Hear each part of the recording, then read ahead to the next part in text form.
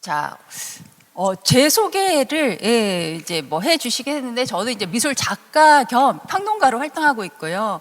혹시 동아일보도 이제 구독하시는 분도 계시면은 제가 좀 익숙하실 거예요. 매주 목요일에 이은하의 미술 시간이라고 해서 제 칼럼들이 계속 나가고 있거든요.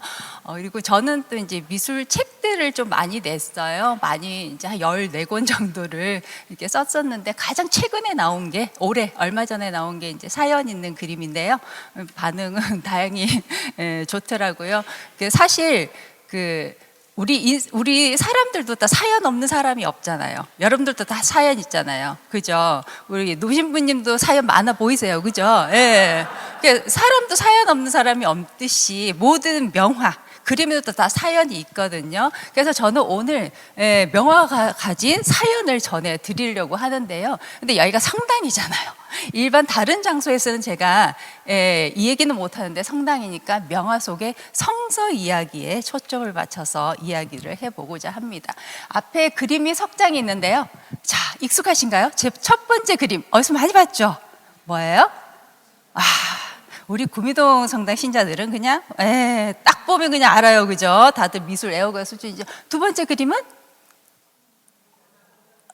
성물자성인데 작가는 누구더라? 상관은 없지만 많이 보던 그림이에요. 그죠? 세 번째 그림은 좀 많이 보셨나요? 저 비슷한 그림 많이 보시긴 하셨을 거예요. 작가 이름은 우리가 몰라도 돼요. 우리 그죠? 나올 겁니다. 자, 이런 그림들을 보면은 성화니까 많이 보기는 했을 거예요. 그죠? 익숙한데 이런 그림들이 왜 그려졌고 무슨 사연을 담고 있는지 한번 우리가 살펴보고자 하는데요. 제가 제목이 명화 속 성서 이야기잖아요. 왜 성서 이야기를 명화를 통해서 하고자 하느냐? 그건 제 이야기가 아니고 일단 서양은 기독교 문화잖아요. 기독교 문화에 뿌리를 두고 있죠. 그러다 보니 이 성경 이야기라고 하는 것은 예술가들한테, 미술가들한테 굉장히 도전적인 주제이자 그리고 영감의 원천이었습니다. 그리고 중세 시대까지만 해도요, 문맹률이 굉장히 높았잖아요. 성서가 막 보급이 잘 되지도 않았었고, 그러다 보니 라틴어를 읽을 수 있는 평신도 수는 극소수였거든요. 별로 없었죠. 이때 어떻게 그런데 예수님의 가르침, 성서의 가르침은 전해야 되잖아요. 그러기 위해서 미술은 어때요? 미술은 성서 이야기를 전하는 가장 효과적인 수단이었습니다. 그리고 아름다움과 즐거움을 느끼게 하는 대상이었고요. 중세시대까지만 해도, 어쩌면 17세기까지만 해도요, 볼거리가 별로 없었잖아요. TV가 있었던 것도 아니고 영화도 없었고, 그죠? 사람들이 책을 읽을 수 있었냐? 그것도 아니에요. 문맹률도 높았으니까. 그때 미술은 굉장히 큰, 요즘 말로 하면 엔터테인먼트였어요. 굉장히 즐거움을 주는 대상이었죠. 그래서 오늘날보다는 과거에 오히려 굉장히 사랑을 받았던 게 미술이에요. 그 베네딕토 16세 교황님 있죠? 교황님께서 생전에 이런 말씀을 하셨어요. 아름다움은 신에게로 가는 통로다. 여기서 아름다움은 예술을 뜻하는 거거든요. 우리 교황님께서도 예술의 중요성을 이렇게 말씀을 하셨습니다. 그리고 16세기 말에 그레고리우스 교황님께서는 또 이런 말씀을 하세요. 글을 읽을 수 있는 사람에게 책이 해주는 역할을 그림은 글을 읽을 줄 모르는 사람에게 해줄 수 있다. 실제로도 초기 기독교 교회들 보면요, 성당들 보면은 한번 보세요. 저기 6세기경에 지어진 이탈리아에 있는 성당인데 어때요? 6세기경이면 그저 토목 건설 기술이 막 뛰어나지도 않았어요. 그런데 내부는 보면 굉장히 화려하고 아름답죠. 저 내용들이 근데 저 그림 그려져 있잖아요. 벽화 같은 게 저게 그냥 그려졌냐? 아니죠. 다 성경의 내용을 바탕을 하고 있거든요.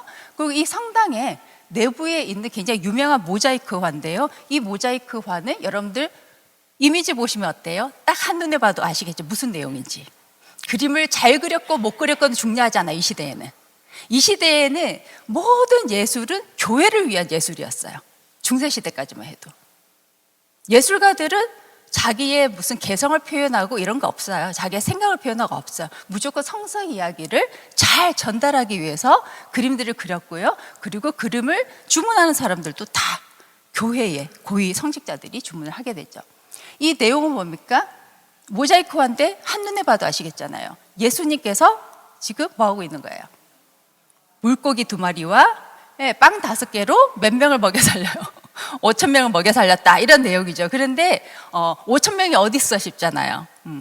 중요한 거는 사실적으로 그리는 게 중요하지 않았어요. 중세시대까지도 그냥 상징성만 있으면 돼요. 물고기 2마리하고 빵 5개도 아니야. 하나는 감춰져 있어요. 4개밖에 안 보여요. 그래도 무슨 내용인지는 알죠.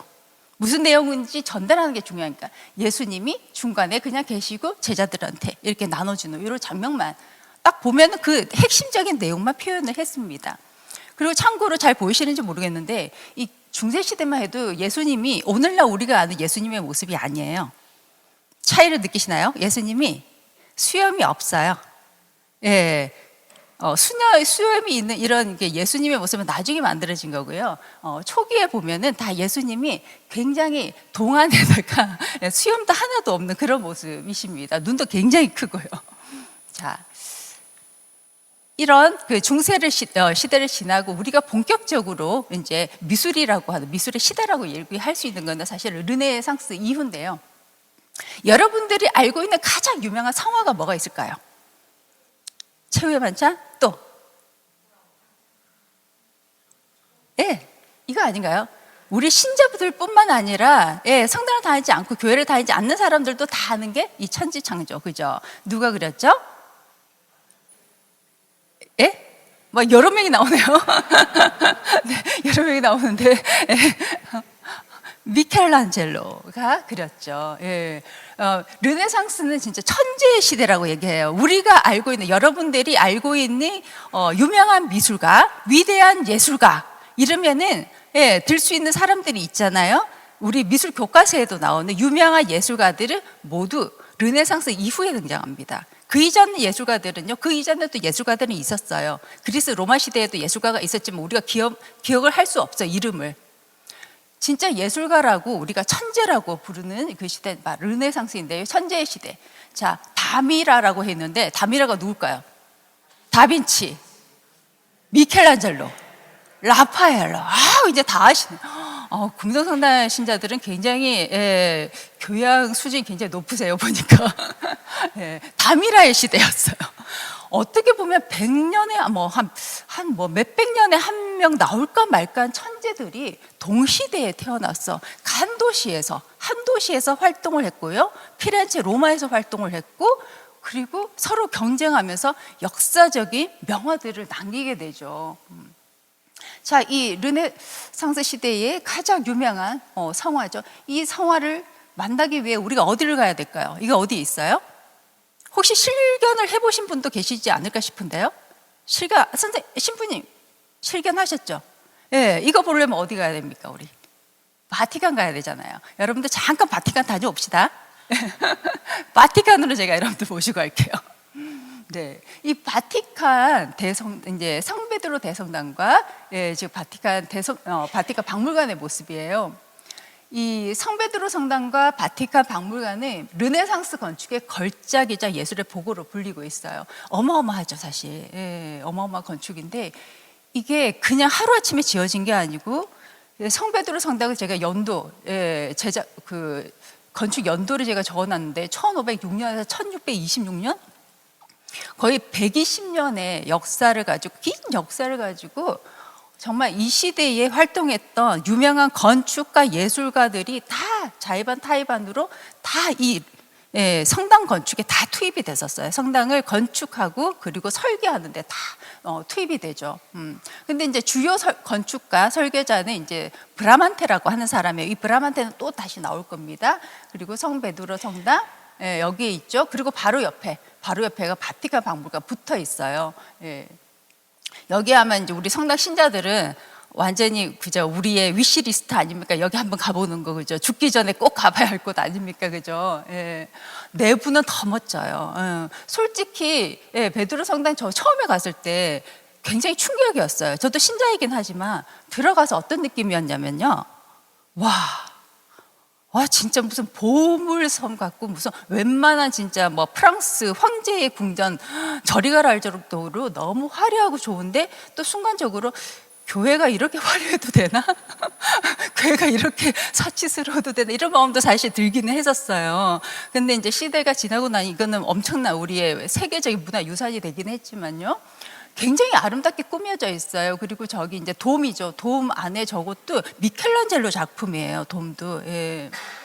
엄청나게 화려하죠. 근데 이게 신자들만 보러 가는 게 아니고 전 세계에서 보러 와죠. 이 코로나19 직전까지만 해도 전 세계에서 600만 명이 찾는 명소였어요. 여기 제가 찍은 사진인데 가면 여기 장사진을 치고 여기 이제 한 번 보려면은 기본 2시간 줄 서야 되고 어떤 날은 뭐 4시간 줄 서야 되고 그러죠. 정말 너무도 보고 싶어하는 많은 사람들이 보고 싶어하는 아주 명화들이 많은 곳이죠.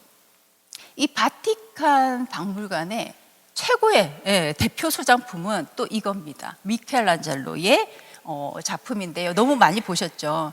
저는 어렸을 때 제 집에 아마 성당에서 뭘 잘해갖고 선물로 받은 것 같아요. 상으로 받은 것 같은데 이 작품이 이 미켈란젤로의 이 피에타 작품이 이렇게 그림으로 액자로 되어 있는 게 제가 성당에서 받아가고 집에 항상 걸려져 있었어요. 어릴 때는 이게 미켈란젤로 작품인지도 몰랐어요.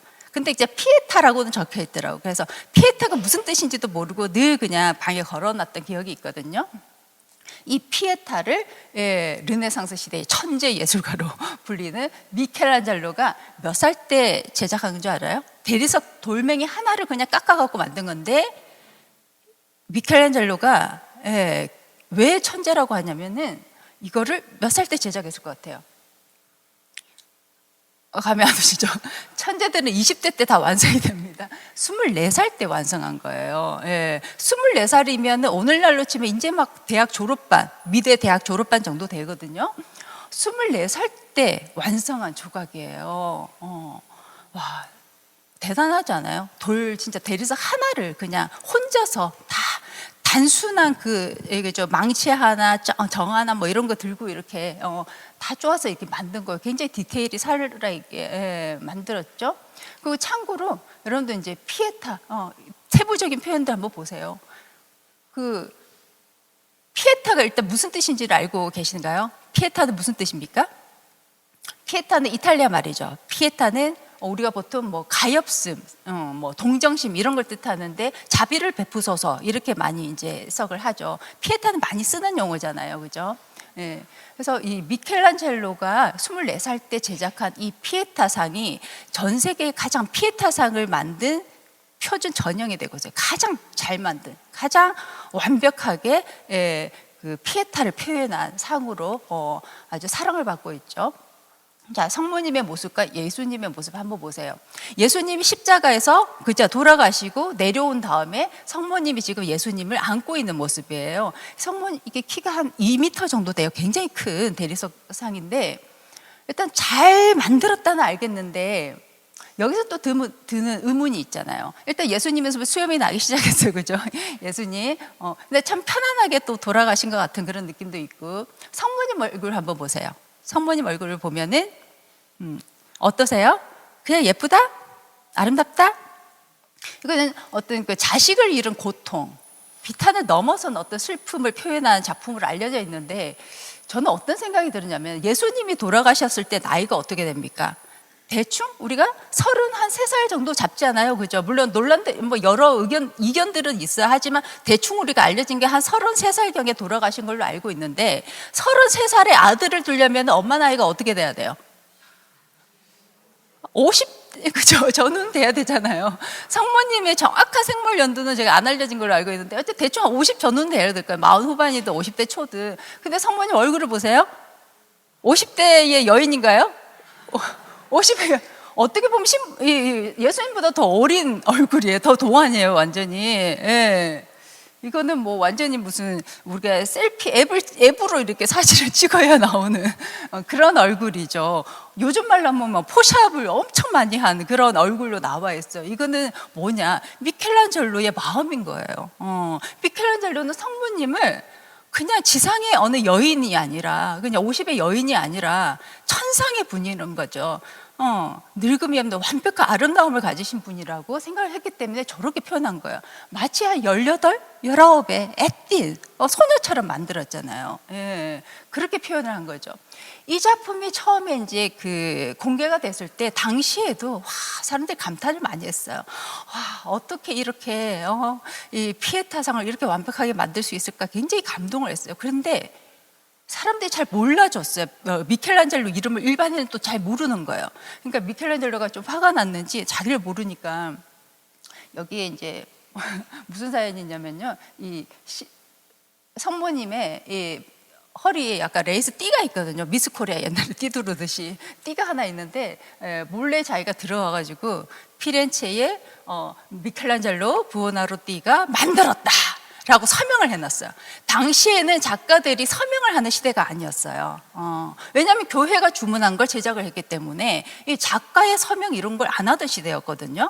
근데 몰라주니까 미켈란젤로는 이제 청량리였잖아요. 그래서 자기가 서명을 하게 돼요. 그래서 미켈란젤로가 남긴 서명이 있는 유일한 작품이고 그 이후에는 무슨 이제 썰이 내려져 오냐면은 밤에 자기가 그리고 딱 나가서 보니까 밤하늘이 너무 예쁜 거예요. 그러고 보니까 하느님이 창조하신 하느님의 작품이 이렇게 완벽하게 아름다운데 하느님은 그 어디에도 서명을 하지 않았다라는 거예요. 근데 내가 이 작품에 뭐라고 내가 또 서명을 하느냐, 내가 너무 교만했구나 이런 생각이 들면서 그 다음부터는 또 서명을 안 했다고 하더라고요. 근데 오늘날에는 안 돼요. 오늘날은 저작권이 굉장히 중요한 시대라서 서명을 꼭 해야 됩니다. 네. 자, 여기 성당에 이왕 간 김에 우리가 또 미켈란젤로의 인생 역작이 있는 시스티나 성당도 한번 둘러봐야 되죠. 이 시스티나 성당도 이 바티칸 성당의 정말 핵심적인 장소 아닙니까? 이거는 교황 식스투스 4세의 명으로 지어졌는데요. 요한 바오로 2세 교황님께서 뭐라고 하셨냐면은 이 시스티나 성당은 인간의 몸으로 이루어진 신학의 거룩한 성소라고 표현했었어요. 미켈란젤로 작품으로 도배가 되어 있잖아요. 여기를 이렇게 인간의 몸으로 이루어진 신학의 거룩한 성소라고 얘기할 정도로 굉장히 우리 교황님들께서도 굉장히 사랑하시는 곳이죠. 시스티나 성당은 또 여러분들이 뭘로 알고 있어요? 콘클라베 하는 곳으로 알고 있죠. 교황님 선출할 때, 그죠? 이 시스티나의 천장에 있는 성당에 있는 천장화가 또 유명하잖아요. 이 천지창조 우리가 이 작품 보려고 여기까지 왔잖아요.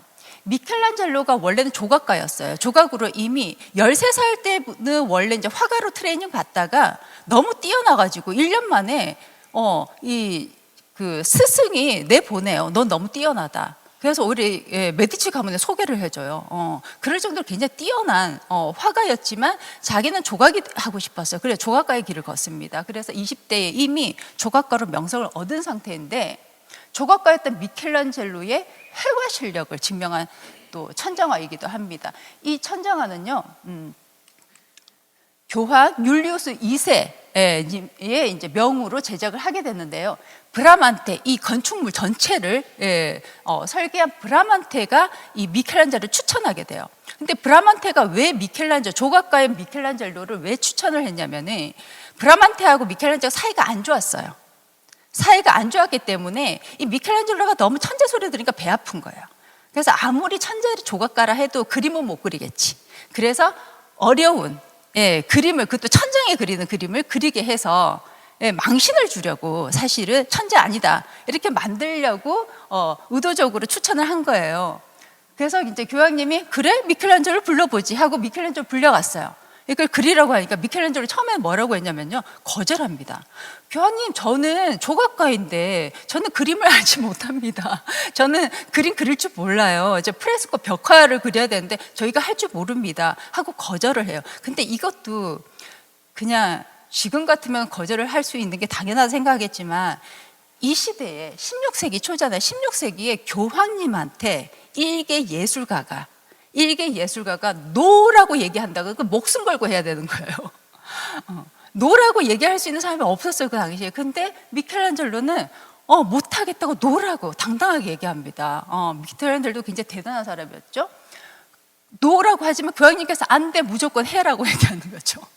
너를 낙점했으니까 무조건 해라고 하는 거예요. 어쩔 수 없이 하게 되죠. 하게 되는데 처음에 조수들을 막 데리고 같이 했어요. 이 넓은 이게 40m 길이가 전체 보면 40m가 넘어요. 이걸 혼자서 해야 되니까 조수들을 데리고 있는데 조수들이 너무 이제 말을 안 듣는 거 힘든 거죠. 그래서 결국은 마지막에는 자기 혼자서 했어요.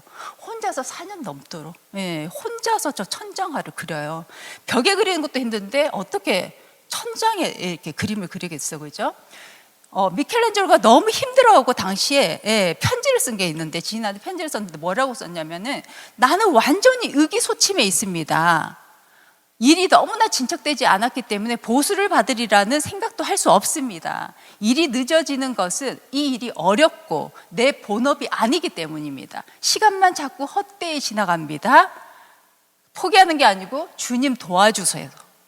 내가 안 되니까 기도를 하는 거예요. 기도를 하고 끝내 완수를 합니다. 그리고 미켈란젤로는요 혼자 진짜 장화도 안 벗고 자고요. 그냥 빵 조금과 그냥 포도주로 목을 축이면서 4년 넘는 시간 동안 이걸 혼자서 완성을 하게 되죠. 혼자서 4년 만에. 그러니까 처음엔 조수가 있었지만 나중에 혼자서 이걸 다 완성을 했어요. 그렇게 탄생한 게 바로 우리가 알고 있는 천지 창조죠. 조금 더 디테일하게 우리가 보시면요. 자, 창세기에 나오잖아요. 하느님의 모습으로 사람을 창조하시되라는 말이 나오죠. 그것을 아담의 원죄는 아담의 창조라고 하는데요. 하느님께서 아담을 지금 창조하고 있는 모습. 근데 아담을 만드시는데 하느님의 모습으로 만들었어요. 그래서 아마 그 미켈란젤로 그렇게 생각해서 하느님도 우리의 모습을 닮지 않았을까? 하느님 닮은 모습으로 인간을 만들었으니까 하느님을 그려야 되잖아요. 하느님을 어떻게 그립니까? 이렇게 인간을 담을 모습으로 그리는 거죠. 하느님 보시면은 나이는 드신 것 같은데 굉장히 몸짱이세요, 그죠? 예, 완전 근육맨이에요 지금. 헬스 엄청 많아요. 우리 아담도 보면은요, 와, 근육 장난 아니에요. 예, 미켈란젤로가 생각할 때 아름다운 인간은 하나님을 닮은 인간은 이렇게 몸짱 근육이 아주 이제 운동도 열심히 잘할 것 같고 있는 그런 인간으로 만든 거죠. 제가 굉장히 아름다운 몸이라고 생각을 하고 표현을 한 거겠죠. 자, 하느님이 보면은 이제 연한 핑크빛 원피스를 입고 저렇게 손가락으로 숨을 마지막에 이제 넣어주시는 그 장면이죠. 자, 성서에는 창세기에는 뭐라고 적혀 있나? 그때 주 하느님께서 흙의 먼지로 사람을 빚으시고 그 코에 생명의 숨을 불어 넣으시니 사람이 생명체가 되었다요. 코에 생명의 숨을 불어 넣었는데 미켈란젤로 어떻게? 코에다가 막 불어 넣는 거 하면은 조금 우스꽝스럽게 보일 수도 있어요. 그림이잖아요. 그러니까 그 표현을 어떻게 했냐? 코 대신에 손가락으로 이렇게 하는 거예요. 마치 옛날에 E.T. 영화 생각나시죠? 그것처럼. 이게 미켈란젤로의 이건 상상력인 거예요. 성서 내용이지만 이건 상상력인 거죠. 그렇게 해서 이렇게 완성이 됐는데 이 작품이 또 우리 코로나 시대에는 패러디 엄청 많이 됐잖아요. 이 기억나시나요? 코로나 시대에 손수도 가라고 할 때 엄청 막 패러디 많이 됐었잖아요. 사실 과거의 명화들은 진짜 좋은 명화들은 시간이 지나도 계속 패러디 되고 다시 감상의 대상이 되고 하는 게 좋은 명화들인 것 같아요. 유명하니까. 그리고 그 바로 옆에 있는 그림들이거든요. 총 9점의 이제 창세기의 그림들이 그려져 있는데, 이제는 그저 이불을 만드는 장면이에요. 이불을 이제 또 탄생시키는 그 장면을 이제 그린 건데, 성서에 나온 거예요. 이제 주 하나님께서는 잠이 깊은 사람 위로, 아담 위로 이제 잠이 쏟아지게 한 다음에 잠들게 한 후에 갈빗대 하나 빼서 살로 이제 메우고 그리고 지금 이제 여자를 만들었다는 내용이 나오잖아요. 그 모습인데 우리 하나님이 또 패션이 바뀌셨어요. 보시나요? 아까 여름 옷이었잖아요. 근데 이제 계절이 바뀌었어요. 바로 옆에 있는 그림이거든요. 근데 이것도 미켈란젤로의 상상력이 하나님도 옷을 바꿔 입지 않을까? 그런 거죠. 우리 인간도 옷을 늘 바꿔 입잖아요. 하느님도 이렇게 옷이 확 바뀌었어요. 수염도 그 사이에 막 더 길어지셨고 하느님도 아마 면도를 하시지 않을까 이렇게 상상하지 않았나 제 생각에는 굉장히 인간적인 모습으로 이렇게 표현을 했어요. 그게 예술가의 상상력인 거죠. 그리고 우리의 이부도 보면은 근육질 여성이에요. 예, 완전 근육질 여성이에요. 그래서 이브도 보면은 그냥 뭐 관능적인 여성이 아니에요. 아주 운동 열심히 하고 노동 잘할 것 같은 그런 여성의 몸으로 이렇게 표현이 돼 있어요. 그리고 모두 올 누드죠, 그죠? 인간은 다 누드로 표현을 했어요. 왜냐하면 완벽한 아름다움을 신체가 가장 아름답다고 생각했기 때문에 뭘 가릴 게 없어요. 그래서 이제 그냥 누드로 그렸고요. 그리고 이제 이브가 선악과를 따먹는 장면인데 이브의 굉장히 이제 이브도 몸이 굉장히 좋은데 봐요. 그 전에는 그래도 이브가 좀 이뻐요. 그러다가 선악과를 따먹고 난 뒤 이브의 모습 보세요. 아담도 그렇고 굉장히 추한 얼굴로 만들어 놨어요. 이것도 예술가의 바로 상상력인 거죠. 아마 이렇게 죄를 짓고 난 뒤에는 이런 추한 모습으로 바뀐다라는 거죠. 예. 그리고 노아의 홍수 이야기까지 이렇게 천장화에 그려져 있습니다. 그리고 이제 시스티나 성당 내에 또 하나의 걸작이 있죠. 바로 뭡니까? 요 벽에 있는 거. 벽에 있는 것도 미켈란젤로의 작품이죠. 이 미켈란젤로의 최후의 심판. 최후의 심판은 여러분 혹시 두 교황이라는 영화 보셨어요? 예, 많이들 보셨죠. 신부님 보셨어요? 예. 이 영화 보면은 정말 그 베네딕토 16세 교황님과 프란치스코 교황님이 그저 대화하는 장면을 정말 그럴듯하게 뭐 사실에 입각해서 영화를 만들었다고는 하는데 그냥 두 교황님이 대화하는 장면만 계속 나오는데도 은근히 재밌고 은근히 감동적이더라고요. 그죠? 그 두 교황님이 서로 다르신 분이잖아요. 우리가 베네딕토 16세 교황님은 완전 전통과 어떤 보수의 어떤 좀 아이콘이고 프란치스코 교황님은 뭔가 변화, 개혁, 뭐 진보의 좀 아이콘 이런 식으로 좀 많이 비교가 되잖아요. 서로 다른 생각을 가진 두 교황님이 결국은 이 최후의 심판 앞에서 또 아주 허심탄회한 대화를 하는 그 장면이잖아요. 예, 아마 의도적으로 이 최후의 심판을 영화의 감독이 이제 삽입을 했을 겁니다. 이 천장화가 완성되고 한 24년 후에 미켈란젤로가 와서 그린 벽화인데요. 그 천장화를 그릴 때는 미켈란젤로가 39에 왔었어요. 그래서 40대 초에 완성을 했는데 이제 60세가 넘어서 이 시대만 하더라도 60세 이상이면은 진짜 할아버지 소리 들을 때예요. 평균 연령이 거의 뭐 40대 였거든요. 그러니까 60이 넘었으면 굉장히 지금 연로한 상태에서 다시 부름을 받아서 누가 부르냐? 클레멘스 7세 교황님이 불렀는데 이분이 또 돌아가셔요. 그래서 그 뒤를 이은 파울루스 3세 교황님이 부르시니까 교황님이 부르면 달려와야 돼요. 달려와서 또 벽화를 제작을 하게 됩니다. 벽화를 제작했는데 이게 여기 뭐 내용을 보시면은 이게 거의 400명 가까이가 지금 등장을 하는 어마어마한 벽화죠. 이걸 또 혼자서 제작을 했다는 거 아닙니까? 여기도 성서 내용을 보면은 뭐 사람의 아들이 큰 권능과 영광을 떨치며 하늘에 구름을 타고 오는 것을 하늘에 구름을 타고 오고 있어요. 구름을 타고 오고 있고 또 그는 큰 나팔 소리와 함께 나팔 불고 있고요. 천사들이 자기 천사들을 보낼 터인데 그들은 그가 선택한 이들을 하늘 이 끝에서 저 끝까지 사방에서 모을 것이다. 이러면서 이 그림은 보시면은 예수님과 성모님 그리고 주변의 제자들, 사도들과 함께 성인들이 있어요. 성인들과 중심으로 그 그림이 딱 오른쪽 왼쪽으로 나뉩니다. 세로로. 그래서 여러분들이 보시는 왼쪽에는 천국으로 올라가는 장면, 최후의 날, 심판의 날에, 그리고 오른쪽은 지옥으로 떨어지는 그 장면이 묘사되어 있거든요. 조금 더 디테일하게 보시면은 예수님을 중심으로 성모님이 옆에 계시죠. 예수님도 여기서는 보면은 굉장히 몸짱 예수님이에요. 그죠? 예. 미켈란젤로는 그림의 특징이 이렇다는 거죠. 그리고 주변에 제자들, 뭐 이게 천국의 열쇠를 들고 있는 사람 누구예요? 천국의 열쇠를 들고 있는 베드로가 나오고, 이게 모세예요. 여기는 터로 같은 거 들고 있는 모세고요. 이 사람은 누굴까요? 피부 껍질이 벗겨져서 순교한 사람? 많이 들어봤는데, 피부 껍질이 벗겨져서 순교한 사람은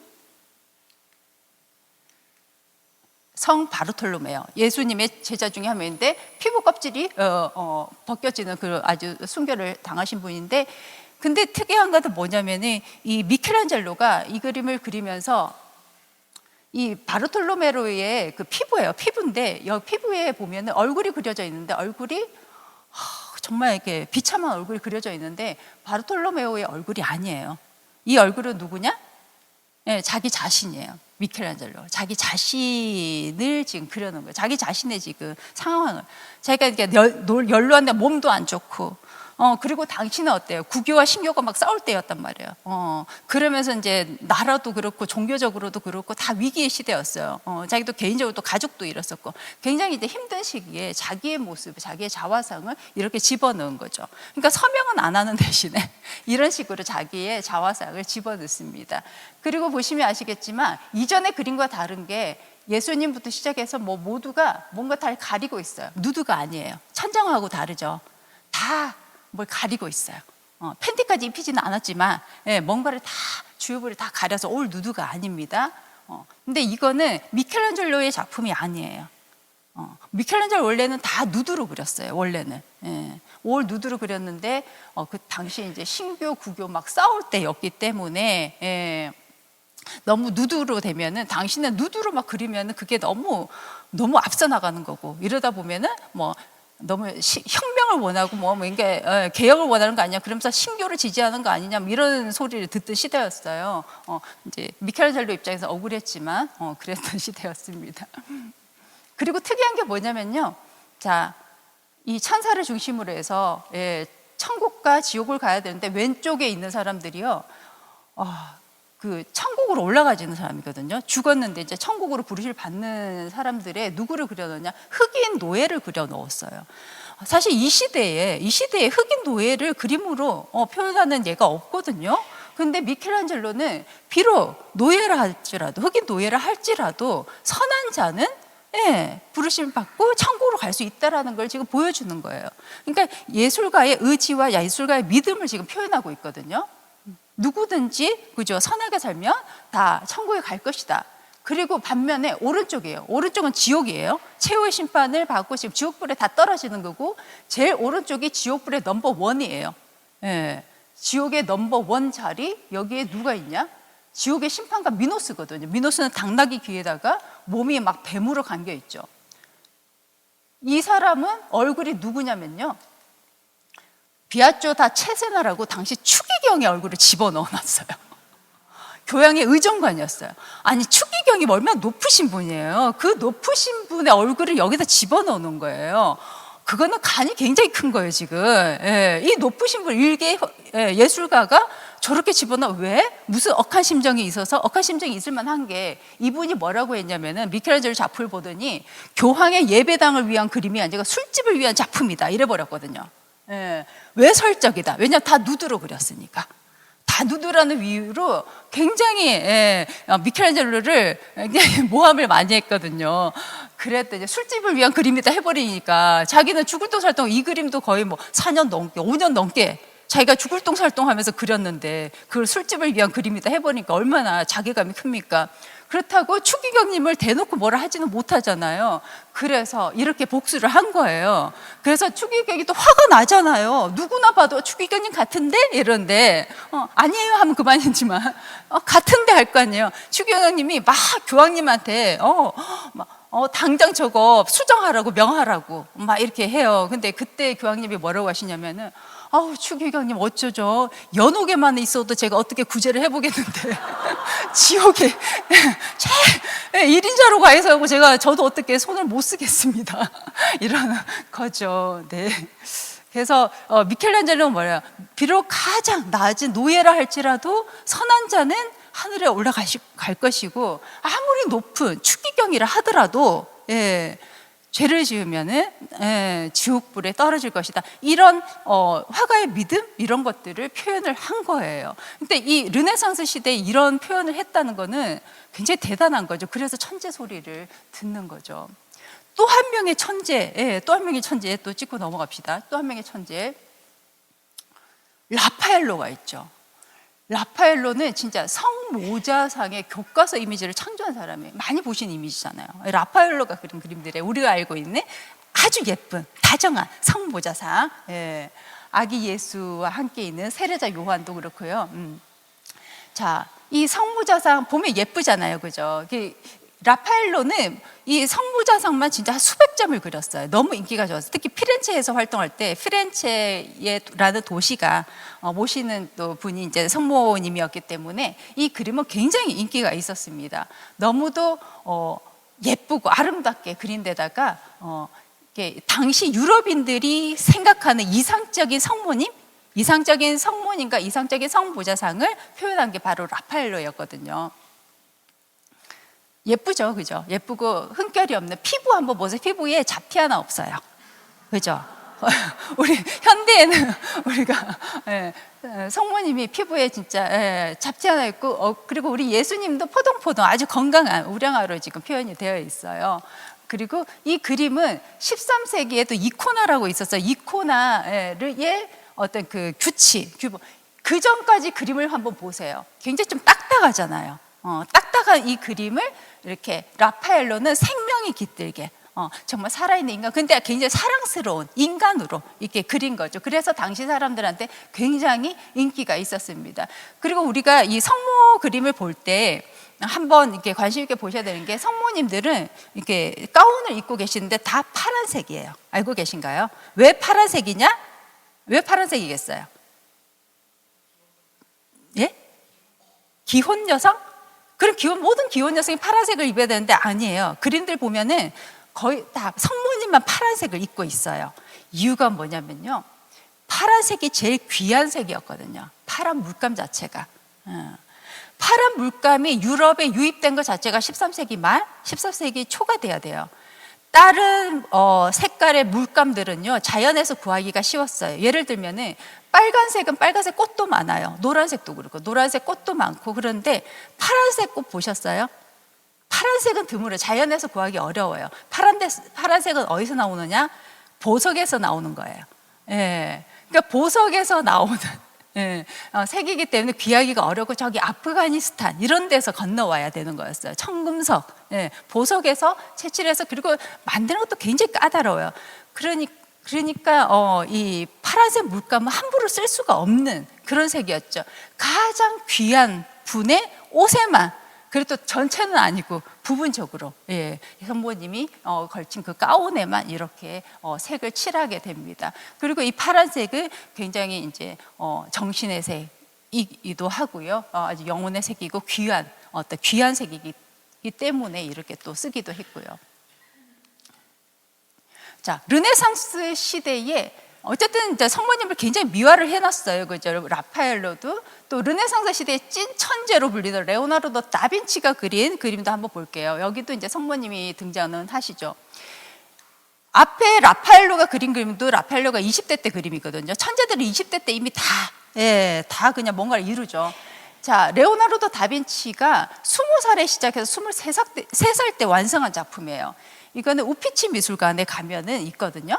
자, 이거는 수태고지 한 장면. 수태고지가 뭔지는 아시잖아요, 그죠?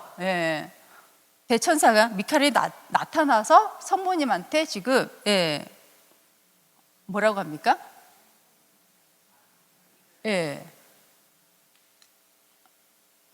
지금 아이를 잉태했다고 지금 얘기하는 거죠. 그리고 이런 수태고지 그림은 많은 화가들이 그렸거든요. 많은 화가들이 그렸는데 공통점이 뭐냐면은 천사가 다 백합을 들고 있어요. 보이시나요?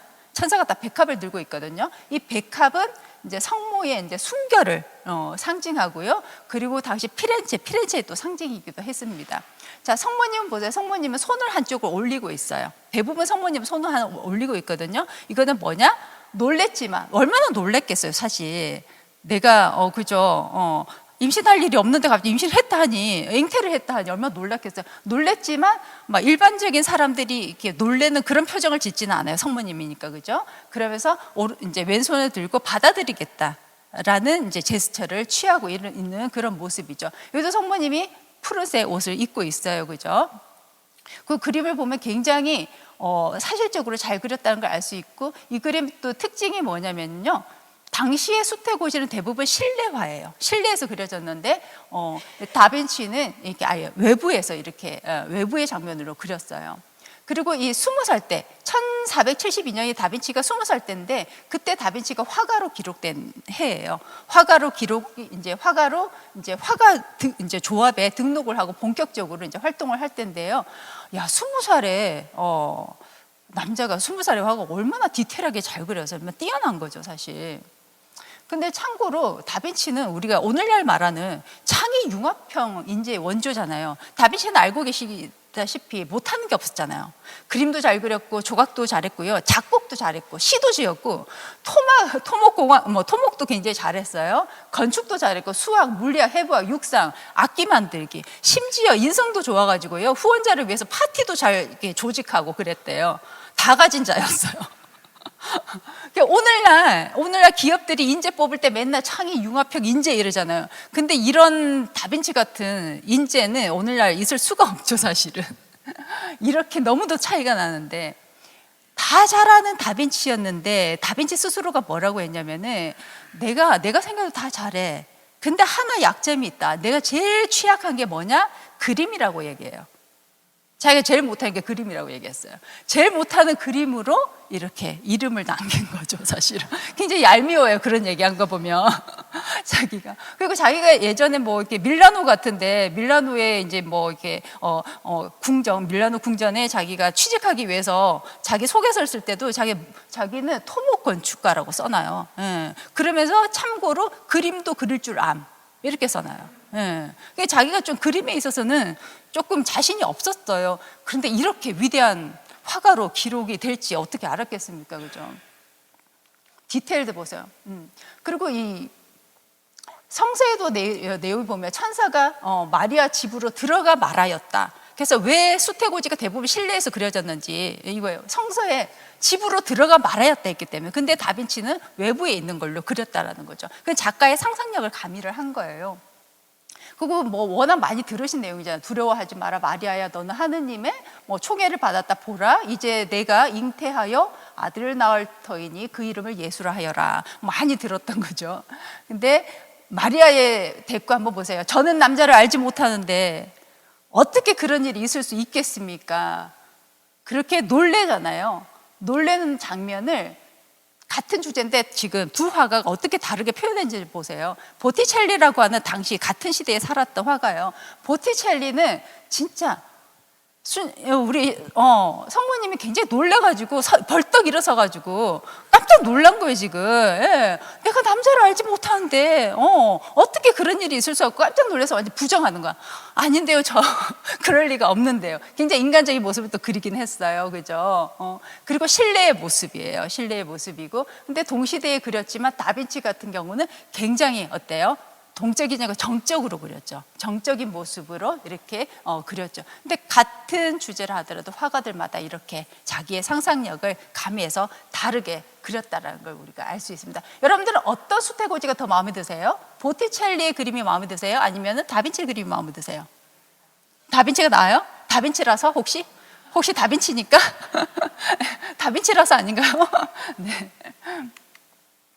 자, 르네상스 시대가 끝나고요. 미술사에서 르네상스 시대가 르네상스는 진짜 천재 시대였는데 천재만 계속 등장하면 재미가 없잖아요. 예. 자, 그게 끝나고 미술사에 또 획을 그은 또 다른, 이 사람도 거의 천재 소리 듣긴 하는데 또 다른 화가가 등장하는데 그가 바로 카라바조였어요. 카라바조도 굉장히 그림을 잘 그렸어요. 그리고 성서 이야기를 어떻게 보면 가장 현실적으로 표현한 화가입니다. 르네상스 시대의 그림들하고 굉장히 차이가 나요. 일단 굉장히 어둡죠. 미켈란젤로가 그렸던 천지창조 생각해보세요. 색깔도 굉장히 화려하고 밝았잖아요. 근데 카라바조가 그린 그림을 보면은 굉장히 어둡습니다. 칠흑 같은 어둠 속에서 인물들을 아주 클로즈업해서 그렸고, 인물들이 조명, 스포트라이트를 쫙 받았어요. 마치 연극의 한 무대처럼 이렇게 표현을 해놨죠. 그리고 그 장면을 집중하게끔 만들어요.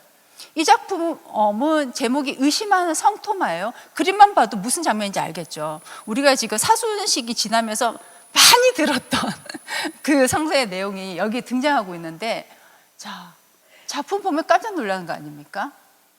성서 속 인물을 이 미켈란젤로 이 카라바초는요. 카라바초의 원래 이름이 미켈란젤로 메리시 다 카라바초예요. 원래 이름은 미켈란젤로였어요. 그런데 미켈란젤로보다 거의 100년 후의 사람이거든요. 근데 자기가 생각해보니까 나도 미켈란젤로 하려고 하니 안 되는 거예요. 자기도 유명해져야 되는데 앞에 미켈란젤로가 걸리는 거예요. 그래서 자기는 자기의 출생지 카라바초 출신이니까 카라바초에서 온 미켈란젤로 메리시인데 이걸 다 버리고 그냥 카라바초라고 하는 이름으로 활동을 하게 됩니다. 그래서 카라바초인데 이 카라바초가 그린 이 그림은 이제 성서 내용을 이렇게 봐요. 성서 내용을 보면 내 손가락을 이리 내밀어 내 손을 만져보아라. 또 내 손을 옆구리에 넣어보아라. 그리하여 의심을 버리고 믿는 자가 되어라. 요 말씀 많이 들었잖아요. 이거를 이렇게 푹 굉장히 리얼하게 그린 거예요. 미화하지 않고. 이게 있을 수 없는, 르네상스 시대까지만 해도 있을 수 없는 일이에요. 그리고 지금 성토마가 의심하잖아요. 의심을 하는데 성토마의 손 보세요. 손톱에 보면 떼꼬작물 장난 아니에요, 지금. 네, 엄청 지저분해. 지금 이 시대에 무슨 뭐 위생 개념이 있겠습니까? 예수님 제자들이 다 그렇잖아요. 다 뭐 목 쓰고 뭐 다 어부였고 다 그랬잖아요. 그러니까 되게 지저분해요, 사실은.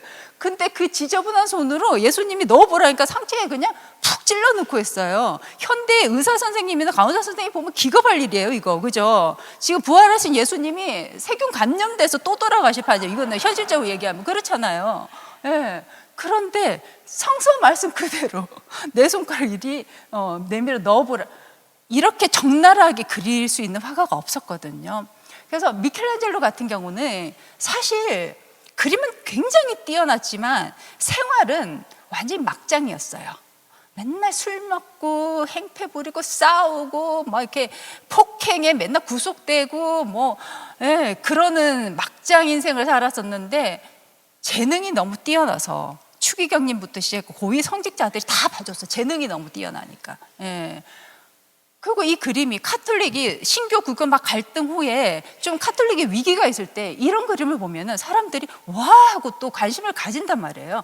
그러니까 또 교회에서 너무도 좋아하는 고위 성직자들이 너무도 좋아하는 화가가 된 거죠. 그래서 이런 그림으로 어떻게 보면은 이 카라바초는 성직자들의 비호 속에서 귀족적인 삶도 살 수 있었어요. 귀족적인 삶도 살 수 있었지만 스스로 비천한 자들 속에서 아주 가난한 동네에서 일부러 살면서 또 계속 그들을 모델로 해서 성화들을 그려냅니다. 카라바초가 그린 성모의 죽음을 보세요. 성모 마리아가 지금 돌아가신 거예요. 돌아가신 장면인데 주변에 지금 제자들이 막 슬퍼 울고 있어요. 가까이서는 굉장히 막 슬퍼 울고 있어요. 엉엉엉엉. 그 슬픔이 막 느껴지잖아요. 머리 벗겨진 사람이 아마 베드로인가 이럴 것 같은데요, 그죠? 이렇게 막 엉엉 울고 있고 뒤로 갈수록 뒤에 있는 사람들은 제자들은 어때요? 그냥 자기들이 막 얘기하고 있어요. 이 현대의 초상집 분위기 같잖아요.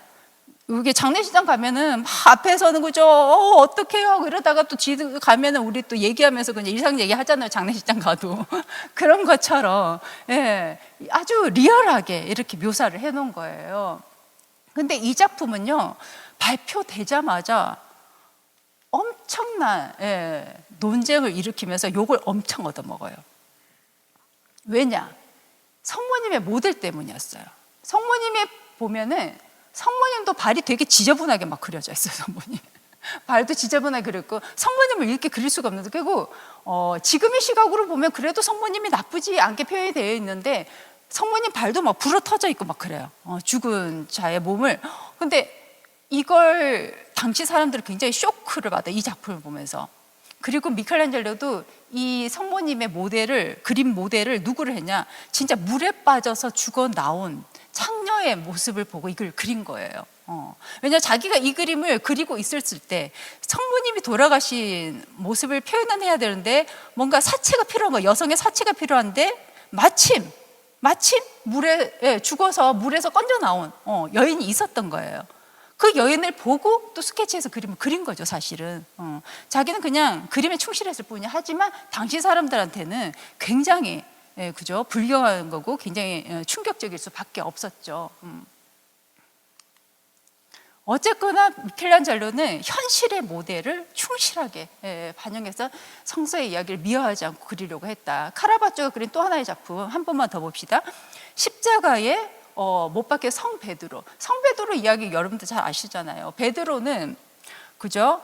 우리의 카톨릭 예수님의 수제자였고, 그리고 카톨릭 이때 교황이 이제 초대 교황님이잖아요. 초대 교황님이면 좀 교황님답게 우아하게 그죠? 멋있게 그려질 수도 있는데, 자 어떻게 십자가에 거꾸로 매달려 있는 하나의 죽어가는, 이제 죽기 전에 한 그 노인의 모습으로 그렸어요. 왜 십자가에 거꾸로 매달려 있습니까? 예수님처럼 그죠? 스승님처럼 같은 모습으로 감히 매달릴 수 없으니 나는 거꾸로 매달려 달라 해서 이렇게 순교를 하신 거 아니에요. 그래서 네로 시대에, 네로 황제 시대 때 순교를 했다라고 사실 내려오는 전승이 그렇죠. 근데 자 깜깜한 어둠 속에서 성 베드로가 이제 노인이 된 성 베드로가 지금 거꾸로 매달려서 거꾸로 매달아 달라 해서 매달리긴 했는데 너무 고통스럽죠. 그래서 마지막으로 이제 몸을 막 비틀어 보는 거예요. 비틀어 보는데 별로 희망은 없죠. 표정이 그냥 망연자실한 표정이에요, 사실. 그냥 인간적인 모습, 인간적인 어떤 고통과 두려움을 지금 표현하고 있죠. 그런데 그 주변에 있는 인부들 한번 모습 보세요. 원래는 십자가에 이제 십자가형을 집행할 때 보통 로마 군인들이 보통 등장을 하는데, 여기는 어때요? 로마 군인이 아니고 그냥 일반 인부들이에요. 그냥 막일하는 인부들, 로마에 그냥 막일하는 인부들을 그려 넣었어요. 그 인부들 모습 보면은 또 발 보이시나요? 발 진짜 뭐 더러운 발, 그대로예요. 더러운 발 그대로고, 이들 얼굴도 안 보여주고, 이 사람들이 표정이 이 베드로한테 무슨 동정심을 보이고 이런 거 없어요. 그냥 오늘 해치워야 할 일, 오늘 그냥 지시받은 일을 그냥 해치우는 거예요. 우리 그냥 공사할 때 공사할 인부들이 그냥 오늘 할 일 해치우듯이 그냥 뭐 노인네 안 됐고 뭐고 이런 것도 없는 거예요. 그냥 그들은 그들의 일을 할 뿐인 거죠. 이런 모습으로 표현을 했습니다. 그 카라바조의 또 상상력인 거죠. 그럼에도 불구하고 이 인부들의 표정은, 얼굴은 또 가려져 있어요, 어둠 속에. 그거는 뭐냐, 우리에게 퀘스천 마크를 남긴 거예요. 우리에게 상상하라고 남겨놓는 거예요.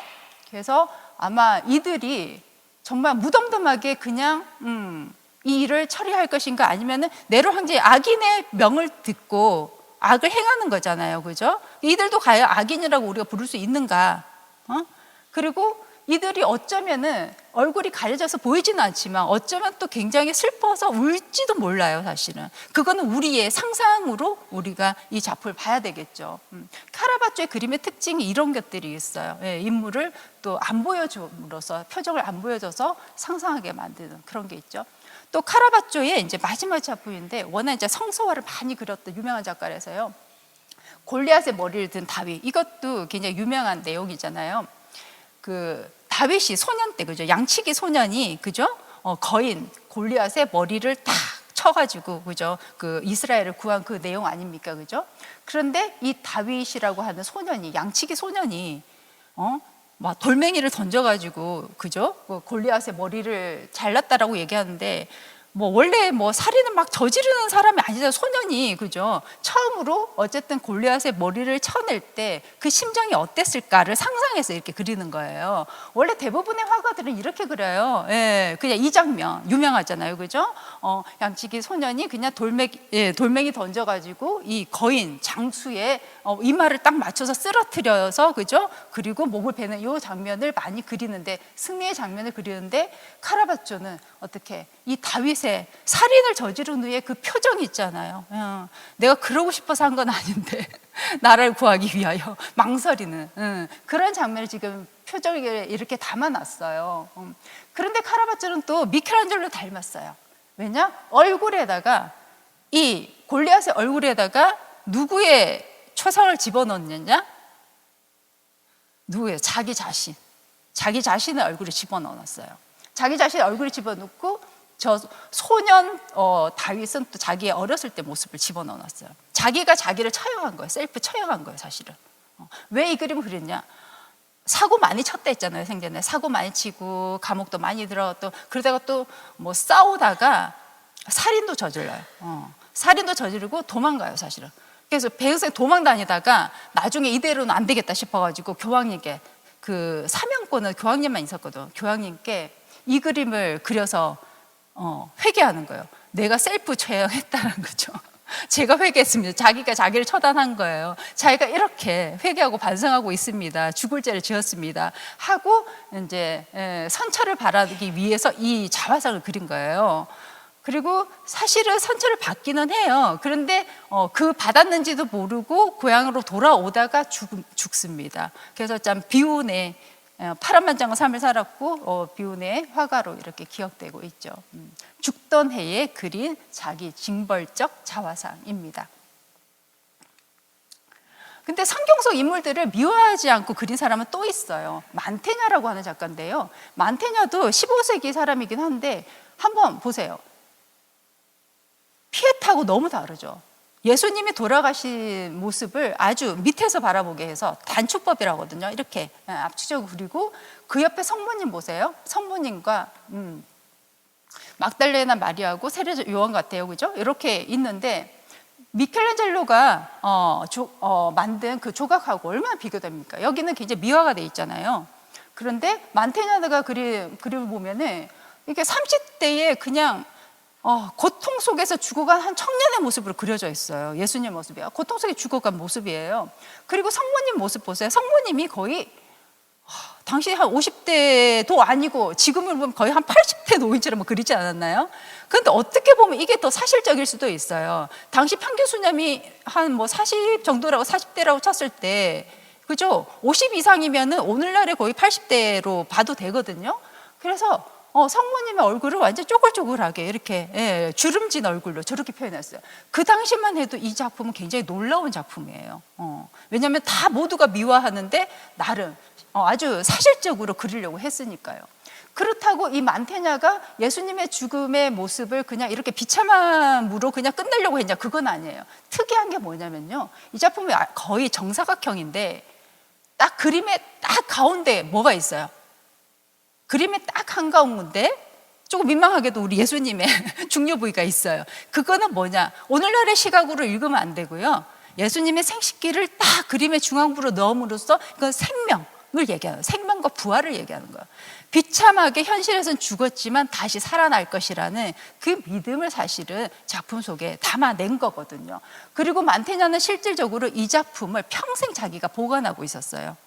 자기가 아주 잘 나갈 때 이 작품을 그렸는데도 늘 예수님의 순환과 죽음, 고통을 기억하면서 살았던 화가입니다. 이 그림 많이 보셨죠? 우리 지하에서 늘 보는 친근한 그림 맞죠? 바르톨로메 에스테반 무리오입니다.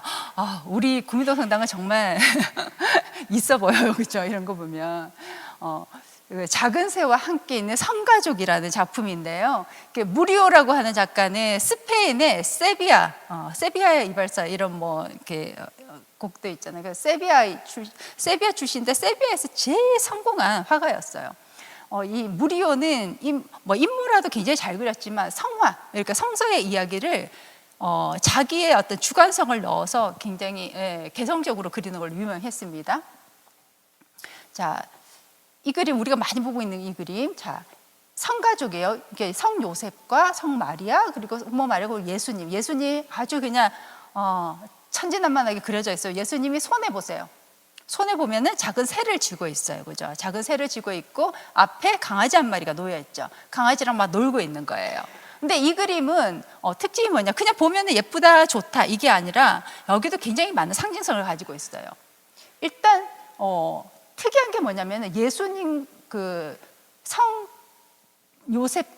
요셉과 성모 마리아님을 어떻게 노동자로 표현했다. 평범한 노동자 가정으로 표현했다는 거예요. 지금 성모 마리아님도 지금 막 열심히 지금 물레질하면서 돈 벌고 있는 거예요, 이게. 그리고 요셉 옆에 보면은 목수가 쓰는 재료들 막 있어요. 그러니까 목수라는 그냥 평범한 그냥 노동자 가정으로 지금 표현을 한 거고요. 예수님이 지금 어린 예수님이 지금 손에 들고 있는 작은 새는 뭐냐? 작은 새는 이 참새인데요. 작은 새는 하늘로 잘 올라가잖아요, 자유롭게. 그래서 아주 자유를 상징하고 영혼을 상징하거든요. 하느님이 우리에게는 선택권을 줬어요. 어떤 길로 살 것인지, 어떤 길을 갈 것인지. 그런 그 자유를 상징하는 거고, 또 새는 성화 속에서 새는 또 부활을 또 의미하기도 하거든요. 예수님이 나중에 고통 속에 돌아가시지만 또 부활하시잖아요. 그런 것들을 지금 표현하고 있고요. 또 강아지, 서양 미술 속에서 강아지가 잘 등장해요. 그럴 때 강아지는 그냥 등장한 게 아니고 특히 결혼한 부부들 초상화에서 강아지가 종종 잘 등장하거든요. 그거는 뭐냐? 신이 충성심. 강아지가 굉장히 충성스럽잖아요. 고양이들은 충성 안 하잖아요, 주인한테. 주인이 그냥 친구처럼 이렇게 대하는데 강아지는 굉장히 충성심이 강하잖아요. 그래서 강아지들은 아주 충직함과 신의를 상징합니다. 그래서 아마 제가 생각할 때 무리오라고 하는 화가는 굉장히 신심이 두터웠어요. 그래서 하나님한테 아주 충성스러운 신하로서 살고자 하는 자기 마음을 표현하지 않았을까. 또한 이 그림은요, 자기가 결혼하고, 화가가 결혼하고 한 5년 후에 그렸거든요. 그때 아이들이 막 줄줄이 태어나던 시기예요. 본인은 10살 때 부모를 다 여겼어요. 고아로 자랐어요. 그런데 가정을 일구잖아요. 자식이 태어나자요. 어떤 마음이겠어요? 잘 지키고 싶겠죠. 그래서 성가족화를 이렇게 그려서 이렇게 자기가 이 강아지처럼 아주 그죠? 이 가족을 잘 지키겠다는 이런 마음을 표현하지 않았을까, 이렇게 해석이 되는 작품입니다. 이거는 늘 보는 작품이니까 우리가 또 알고 보면은 그죠? 보이는 게 또 달라요, 그죠? 아는 만큼 그래서 보인다고도 하는데요. 예, 이거는 여러분들 또 밑에 가서 보세요. 자, 질문 하나 하고 넘어갈게요. 여러분, 프란치스코 교황님이 가장 좋아하는 그림이 뭔지 아세요? 여러분들도 아는 작가예요. 프란치스코 교황님이 넘버 원 하고 꼽은 작품이 있어요. 예를 드릴까요? 사지선다. 1번 반고흐, 2번 피카소, 3번 마티스, 4번 샤갈. 몇 번? 1번이라고 생각하신 분. 1번 반고흐. 반고 없어요? 반고, 예, 분. 피카소 2번 피카소 없어요? 3번 마티스. 마티스일 거다. 4번 샤갈. 샤갈이 많으시네요. 샤갈 그림 좋아하시는군요. 맞아요. 이 그림을 제일 좋아하신대요. 프란시스코 교황님이 이제 전기에 쓰셔서 자기가 이 그림을 제일 좋아한다고. 이 그림은 사실 미국의 시카고에 있는데, 시카고에 있는 미술관이 교황님이 너무 좋아하신다 해가지고 이탈리아를 빌려줬어요. 교황님 보시라고. 그랬던 작품이기도 합니다. 제가 얼마 전에 사실은 동아일보에 또 칼럼에 소개를, 이제 사순절 때 제가 동아일보에 이 그림에 대해서 사실은 또 소개를 하기도 했었는데요. 흰 십자가형이라는 작품이에요. 샤갈은 아마 한국인들도 굉장히 좋아하는 화가죠. 한국에서 전시도 여러 번 했었고요. 샤갈이 원래 이제 러시아에서 태어난 이제 유대인이거든요. 유대인인데 샤갈이 왜 이 흰 십자가형을 그렸냐면, 자기가 이제 러시아에서 태어나서 생활할 때는 러시아 제국 시대였어요. 러시아 혁명이 있기 전까지 러시아 제국 시대에는 유대인들이 굉장히 박해를 많이 받아요. 차별도 많이 받고, 유대인들은 거주지도 제한을 받았어요. 딱 정해진 곳에서만 살아야 되고 학교도 잘 못 다녔단 말이에요. 박해도 많이 받았고. 그래서 이제 샤갈도 이제 고향을 떠나서 이제 유럽으로 오게 되죠. 그래서 프랑스에서 주로 활동을 하게 되죠. 샤갈이 프랑스에서 이제 활동할 때 그렸던 그림입니다. 이 그림은 1938년에 그렸고요. 유대인 순교자로서 예수님을 그린 첫 작품이에요. 샤갈이 그린. 자, 예수님의 모습을 보면 우리가 알고 있는 예수님의 모습은 좀 달라요. 예수님이 머리에 가시관이 아니고 유대인들이 기도할 때 쓰는 띠를 두르고 있고요. 예수님의 속옷도 보세요. 예수님이 두른 보통 흰 천이 아니라 유대인들이 기도할 때 두르는 쇼를 두르고 있어요, 지금. 그죠? 그리고 십자가 위에는 원래 천사들과 성모님이 그려져 있어야 되는데 성모님도 아니고 천사들도 아니고 유대인 랍비와 유대인 여성 지도자를 그려 넣었어요. 그리고 양쪽에 보면은 유대인들의 박해를 지금 표현하고 있어요. 그러니까 유대인들이 다 박해받고 뭐 회당이 다 불타고 율법서가 다 불타고 그들이 지금 막 도망 나오고 있고 뭐 그런 장면이에요. 그 맨 밑에 보면 어린 아이를 안고 있는 엄마가 지금 두려움에 떨고 있고 이런 장면이에요. 샤갈이 왜 이 그림을 그렸냐면 1938년에 그렸어요. 어떤 그림을 우리가 보고 좀 정보를 얻고자 할 때 연도를 한번 체크해 보세요. 그러면 좀 도움이 됩니다, 이해하는데. 샤갈은 1938년도에 파리에 있었는데 38년도에 유럽이 어떤 상황이었겠어요? 1938년은 나치가 1933년에 히틀러가 정권을 잡으면서 나치군이 유대인 학살을 하던 그 시기거든요. 홀로코스트의 시기였단 말이에요. 그리고 예술가들도 굉장히 탄압을 많이 받았어요. 유대인 예술가들뿐만 아니라 조금 이런 그림이라든지 모던 아트라고 부르는 조금 현대적인 그림들은 다 박해를 받았어요. 다 퇴폐 미술가로 낙인이 찍혀요. 퇴폐 미술가 넘버 원들이 다 이런 작가들이고요. 방고흐도 퇴폐 미술이었어. 퇴폐 미술가. 나치 입장에서 자기들 마음에 안 드는 거예요. 피카소도 퇴폐 미술가였고요. 모딜리아니 이런 작가 다 퇴폐 미술가였어요. 네. 그래서 그림들도 다 그 많은 예술가들이 퇴폐 미술가로 낙인찍히고 그림들도 다 몰수를 당해요. 특히 나치 시절에 1937년, 38년 이때 되면은 나치가 어느 정도로 만행을 저지르냐면은 작가들, 예술가들 한 114명의 작품들 1만 7천 점을 다 몰수를 해서 공개 소각해버려요. 막. 공개 소각하고 경매에 싸게 처분해버리고 그랬어요. 엄청난 만행이죠. 예. 자기들이 취향이 안 맞는다고 뭐 이렇게 한 거죠. 그러니까 마르크 샤갈도 이런 그림을 그렸던 화가니까 나치 입장에서는 굉장히 퇴폐미술가일 수밖에 없는 그런 정황이었겠죠. 그리고 이제 프랑스도 곧 나치의 점령을 당하는 그 위기 직전에 이 그림을 그리게 되는데 보세요. 당시에 어떻게 보면은 성서 이야기를 동시대의 사건, 나치가 정권 이제 홀로코스트를 자행하던 유대인들 막 박해하던 그 동시대 사건하고 연결지어서 샤갈이 성서를 그렸단 말이에요. 그런데 동시대의 그 비극이잖아요. 그 비극을 비극스럽게 그리지 않아요. 비극으로 그리지 않았어요. 샤갈은 예수님 모습을 보면은 돌아가시는데 편안해 보이세요. 오히려 표정은 그리고 그 발 아래 예수님의 발 아래를 보면은 초가 켜져 있는데 초가 6개가 있는데 하나는 꺼졌어요. 하나는 꺼졌는데 나머지 5개가 켜져 있어요. 이거는 무슨 말이냐? 지금 인간들이 나쁜 인간들이 이제 하늘을 꺼뜨렸지만 그래도 나머지 불은 살아 있다. 그래서 믿음이 있으면은 꼭 환난 끝에 꼭 좋은 날이 올 것이다. 희망을 전하는 거예요, 사실은. 그래서 예수님의 부활도 믿는다라는 그런 메시지를 전하는 어떻게 보면은 비극적으로 표현한 것이 아니라 사실은 긍정의 메시지를 주는 그런 작품입니다. 그래서 우리 프란체스코 교황님도 좋아하는 넘버 원 그림으로 뽑지 않았을까 싶어요. 예. 자, 현대 작가 작품 하나 한번 보여드리는데 저런 십자가는 많은 작가들한테 진짜 뭐 성서 이야기는 많은 예술가들한테 영감의 원천이 되고 있는데 현대 작가들도 마찬가지예요. 여러분들 이 작품 보면 어때요? 웃으시는데 혹시 신부님 혹시 많이 기분 나쁘신가요? 그건 아닌가요? 예. 이거 현대 작가의 작품이에요. 발부터 먼저. 이게 마틴 키펜베르그라고 하는 독일 작가의 작품인데요. 미술계에서는 굉장히 유명한 작품입니다. 작가가 예수님을 표현한 게 아니고 예수님에 빗대서 자기의 자화상을 그린 거예요, 사실은. 이 땅에 예술가로 살아가는 모습이 꼭 십자가형에 처해진 이렇게 예수님의 모습 같다. 배고파 죽겠는데, 예술가는 가난하잖아요. 배고파 죽겠는데 한 손에 계란이 있고 한 손에는 맥주가 있어요. 근데 마시지를 못해. 그래서 자기가 죽기 전에 발부터 먼저 이렇게 못을 박아달라. 손은 좀 풀어달라. 내가 마지막 죽기 전에 왜 먹고 죽은 귀신은 때깔도 곱다고 내가 죽기 전에 마지막으로 계란 하나 먹고 맥주라도 좀 마시고 가겠다. 이 말인 거거든요. 예. 근데 그거조차도 사회가 허용을 안 한다라는 그 현대 예술가들이 처해진 어떤 그 현실을 지금 이렇게 표현을 한 거예요. 근데 우리는 그냥 웃을 수 있고 그냥 위트 있다 이렇게 생각할 수 있잖아요. 예. 그리고 일명 십자가에 못 박힌 개구리라고 이렇게 불리는 작품인데요.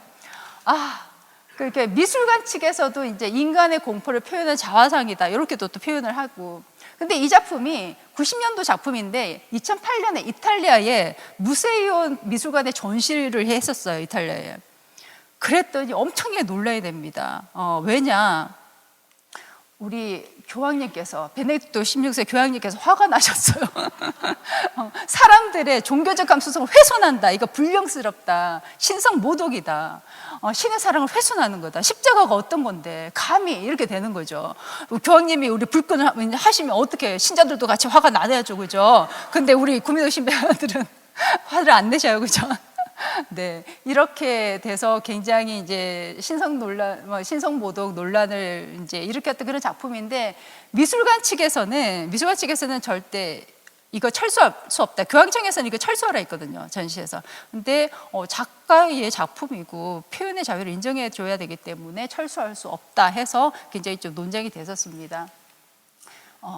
또 신성모독 논란을 불러일으켜 또 한 작품, 그 이후에 이제 90년에 만들었고 99년도에 만든 작품인데요.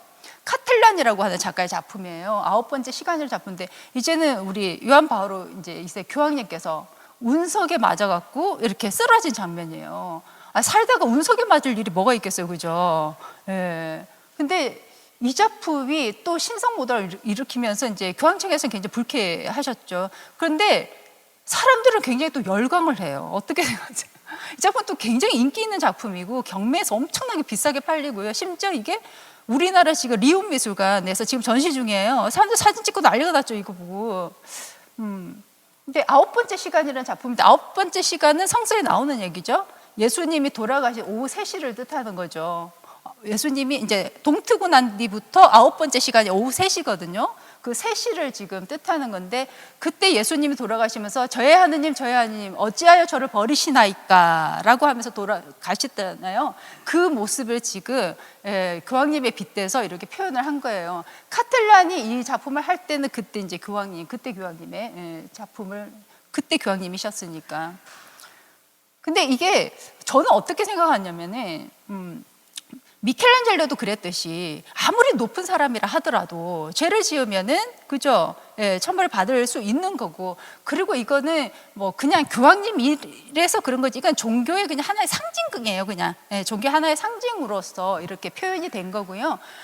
그리고 저는 또 어떻게 해석을 하냐면 이거는 교회의 위기를 또 표현한 게 아닌가, 우리 교회가 처한 위기를 또 표현한 게 아닌가. 위기는 여러 가지 의미에서 위기를 말씀드리는 건데요. 다양한 이제 해석이 가능한 이런 작품들. 그래서 교황청에서는 어쨌든 늘 이런 작품들 발표된 불쾌함을 표시했는데 결국은 2008년도에 그 난리를 치고 막 화내셨잖아요. 그 이듬해에 교황님이 교황님들 현대예술계 화해의 손을 또 내미십니다. 역시 교황님들은 그저 마음이 넓으시잖아요. 내가 생각해보니 자꾸 화낼 일은 아니다. 그래서 예술가들 아예 한 500명을 갖다가요, 전 세계 예술가 500명을 시스템 성당에다가 초대를 해요. 초대를 해서 우리가 원래 시작부터 초기 교회 시대부터 미술은 종교하고 굉장히 밀접했단 말이에요. 그게 뭐 싸울 일이 아닌 거죠. 그래서 다시 예술가들 초대해서 이제 화해의 장을 열게 됩니다. 그래서 교황청에서는 뭐라고 표현을 했냐면 이 이벤트를 가지고요, 예술과 신앙의 새롭고 풍요로운 동맹으로 가는 첫걸음이다 표현을 하고요. 바티칸 박물관 관장님은 엄청난 이혼 후에 화해를 했다. 현대미술과 교황청이 이제 이혼했다가 다시 화해를 한다라는 표현을 쓰게 됩니다. 그리고 저는 교황님이 또 되게 멋진 게 막 현대미술에 그렇게 화를 내셨던 분인데 3년 후에 베네딕토 16세 교황님께서 사제서품 60주년 기념으로요, 현대미술 작가 60명한테 60점의 작품을 제작 의뢰를 해요. 그리고 다 교황청 그리고 바티칸 미술관에 소장품으로 다 구입을 합니다. 아주 통 큰 거죠. 역시 교황님은 품이 넓으셔요. 그리고 그 뜻을 이어받은 우리 베드로 신부님께서도 사제서품 25주년 기념으로 미술 작품 못 사시고죠, 미술 특강을 이렇게 의뢰를 하시는 이 센스, 그죠? 대단하신 거죠. 우리 카톨릭 신부님들 분들 고위 성직자분들은 다들 이렇게 미술의 안목도 높으시고요, 교양이 아주 대단하신 분들이죠. 네. 그리고 여기에 이제 60명의 작가들 중에서는 아프리카 가나 출신의 작가도 다 포함이 돼서 이제는 뭐 전 세계의 작가들을 차별 없이 다 아우르는 그런 작품 커미션을 이렇게 주셨습니다. 그게 요즘에 이제 변화를 얘기하는 거죠. 현대미술 작품 하나만 딱 더 소개해 드릴게요. 그런데 믿음이 실제로 산을 옮길 수 있다고 생각하세요? 믿음이 산을 옮길 수 있다라는 표현이 있잖아요, 마테오복음에. 겨자씨 하늘 만한 믿음이라도 있으면 산을 옮긴다. 현대 예술가들은 궁금해요. 진짜 믿음이 산을 옮길 수 있을까? 그래서 프란시스 알리스라고 하는 작가가요, 한번 실험을 해봅니다. 믿음이 산을 옮길 수 있는가에 대해서. 이게 뭐냐면요. 페루의 리마, 페루에 있는 이제 수도 리마에 주민 500명을 모아가지고요. 500명이 모래, 이렇게 언덕이에요. 모래 언덕을 쫙 감싸게 한 거, 사람들이, 주민들 500명이 삽을 들고 모래산을 하루 종일 옮겨요. 10cm 옮깁니다. 믿음이 산을 옮길 수 있다는 걸 증명해 보이는 거죠. 예. 예. 이게 성서에 나오는 내용을 실제로 한번 해보는 거예요. 예. 근데 여러분들 생각할 때 이게 말이 돼 쉽잖아요. 요즘의 사람들은 다 최소한의 노력하고 최대한의 결과를 얻고 싶어요. 제일 조금 일하고 큰 돈을 벌고 싶고 그러잖아요. 근데 이 작가는 오히려 최대의 노력을 하고 최소의 결과를 얻는 것도 의미가 있다라고 얘기를 하고 있어요. 이 리마 주민들이요, 500명이 단합해서 산을 옮기고 있는 거예요. 노력을 다해서. 자원봉사, 돈 받고 하는 거예요. 다 자원봉사예요. 그렇게 해서 옮기는 거예요. 끝나고 난 뒤에 사람들이요, 뭐라고 너무도 만족해, 행복해요. 우리가 산을 옮겼다. 우리의 믿음이 산을 옮겼다. 근데 이 작품이 아이디어가 뭐냐면은 2000년에 이 작가가 이게 페루에 이제 후지모리 독재 시기에 방문을 했다. 그때 아이디어를 얻은 거예요. 독재 시기는 뻔하잖아요. 사람들 데모도 많이 하고 부정부패 심하고 이랬을 때 뭔가 변화를 이끌고 싶은데 사람들이 어떻게 해야 될까 고민하고 있을 때 믿음만 있으면은 산도 옮긴다. 못할 게 없다. 그리고 독재 정권 그 다음에 무너지게 되죠. 거기에서 아이디어를 얻어서 이 작품을 했고요. 당시 리마 주민들이 정말 이 작품 후에 너무 행복해서 내가 작품의 주체가 되었고 우리가 산을 옮겼다라고 믿었기 때문에 이제 뭘 해도 우리가 할 수 있다라는 어떤 희망을 갖게 된 거죠. 그게 사실 미술의 역할이 아닐까 싶어요. 제가 생각할 때 예술하고 종교의 공통점은 진짜 믿음인 것 같아요. 이걸 우리가 진짜 믿음이 산을 옮겼다고 믿을 것인가, 이게 좋은 예술 작품이라고 믿을 것인가, 아니면 장난이야? 저게 무슨 예술이야? 할 수도 있어요. 근데 미술도 진짜 믿음이에요. 이게 정말 훌륭한 미술이다라고 믿을 때 가능한 거거든요. 예수님의 부활을 믿느냐 안 믿느냐, 예수님을 믿느냐 안 믿느냐는 굉장히 크잖아요, 차이가. 우리 아까 신부님께서 그러셨잖아요. 예수님을 믿으면은 그것이 위로가 되고 기쁨이 되고, 그죠? 희망이 되는데 사실 예술도 그런 것 같아요. 예술도 믿고 즐기면은 굉장히 위로가 되고 즐거움이 되고 기쁨이 되거든요. 그래서 제가 드리고 싶은 말씀은 예술이든 신앙이든 믿는 자는 사실은 행복해요. 안 믿는 자는 좀 불행하지만 믿는 자는 행복하다. 그리고 우리 요한 바오로 2세 우리 교황님의 또 말씀은 가톨릭 교회는 예술을 필요로 합니다. 늘 강조하셨어요. 비록 본인을 그렇게 운석에 이렇게 깔린 모습으로 하더라도 가톨릭 교회는 늘 예술을 필요로 한다라고 말씀하셨거든요. 또 아까 제가 말씀드렸듯이 베네딕토 16세 교황님도 여기서 아름다움은 예술을 얘기해요. 아름다움은 신에게로 가는 통로입니다 라고 얘기를 했고요. 그리고 또 이런 말도 하나만 전할게요. 예술은 우리의 위장이 아니라 허기진 영혼을 채워주기 위해 존재합니다. 신앙도 그렇잖아요. 신앙에 당장 우리가 밥을 먹여주지는 않지만 우리의 허기진 영혼을 채워주고 우리를 기쁜 삶으로 이끌어주잖아요. 예술도 그런 역할을 한다고 생각해요. 이 멋진 말은 누가 했냐? 제가 했어요. 제가. 그래서 결론은요, 예술을 믿고 예술을 하면 행복은 따따블이 됩니다. 네, 여기까지 하겠습니다. 감사합니다.